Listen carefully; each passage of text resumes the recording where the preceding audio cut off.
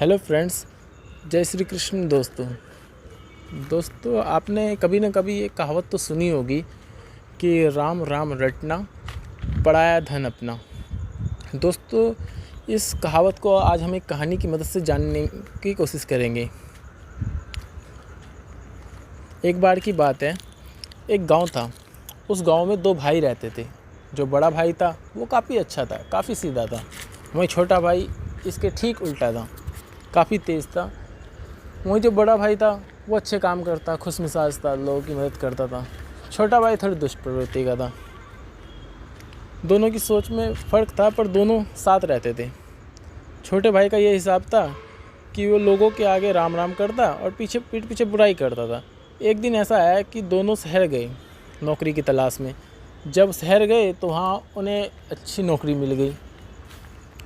नौकरी करते करते कुछ समय बीता तो दोनों ने सोचा, उनके घर के पास गंगा नदी थी, तो दोनों ने सोचा क्यों ना गंगा में स्नान कर आते हैं।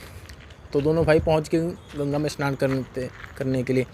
जब दोनों गंगा में स्नान कर रहे थे तो बड़े भाई के पैर में कुछ टकराया, और जो चीज़ टकराई वो एक सोने का पत्थर था।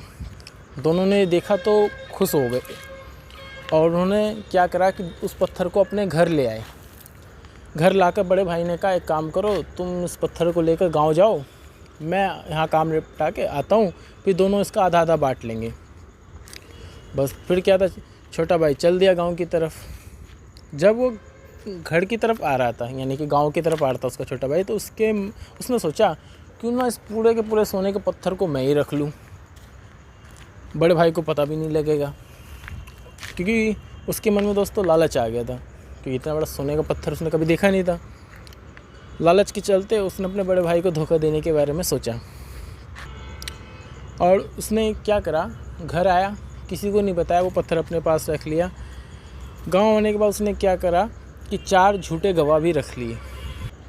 चारों गवाहों को कहा, जब भाई आएगा तो तुम मेरे साइड से बोलना कि हाँ ये पत्थर मेरा है, उनका नहीं है। कुछ समय बीता, उसका भाई घर वापस।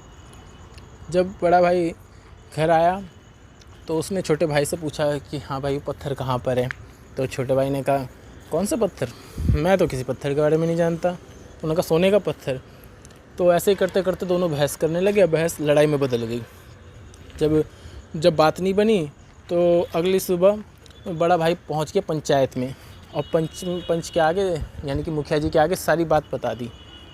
अगली सुबह पंचायत बिठाएगी और बहुत से लोग देखने आए कि माजरा क्या है। जो पंच थे वो थोड़े समझदार थे। उसने चारों गवाहों को भी बुलाया, दोनों भाइयों की बात सुनी। तो चारों गवाहों का, एक काम करो, तुम चारों दिशाओं में जाओ, मैं जिसको बुलाऊंगा वो आना। तो पंच ने पहले गवाह को बुलाया और पूछा कि बताओ सोना कैसे रंग का था। तो उन्होंने कभी सोना देखा नहीं था। तो पहले गवाह ने कहा कि काले रंग का था। तो मुखिया जी बोले, शाबाश बेटा, एक काम करो, वापस जाओ। दूसरे को बुलाया, उससे भी यही सेम सवाल किया गया कि बताओ सोना किस कलर का था। दूसरे ने भी काफ़ी सोचा और उसने भी उल्टा जवाब दिया। उसने कहा हरे रंग का था। मुखिया जी बड़े खुश हुए। मुखिया जी ने कहा, शाबाश बेटे, वेरी गुड, तुम तो हमारे देश के भविष्य हो, एक काम करो, तुम भी अपनी जगह चले जाओ।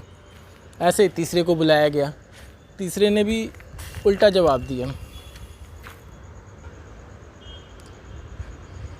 जब तीसरा गवाह आया तो उससे भी सेम सवाल किया। उसने भी गलत जवाब दिया, क्योंकि सोना किसी ने देखा नहीं था। उसने भी कहा काले रंग का है। मुखिया जी समझ गए। फिर उसके बाद क्या था, छोटे भाई को सज़ा मिली, बड़े भाई को सोना मिला। सीख ये मिली इस कहानी से कि पराया धन हमेशा पराया ही रहता है। अब भगवान कृष्ण ने दुर्योधन को समझाने की बहुत कोशिश की कि पांडवों का हक उन्हें दे दिया जाए, वो नहीं माना। अंत में आप जानते हो दोस्तों, पराया धन हमेशा पराया ही रहता है, आज नहीं तो कल चला ही जाता है। मिलते हैं अगली कहानी में, तब तक के लिए जय श्री कृष्ण दोस्तों।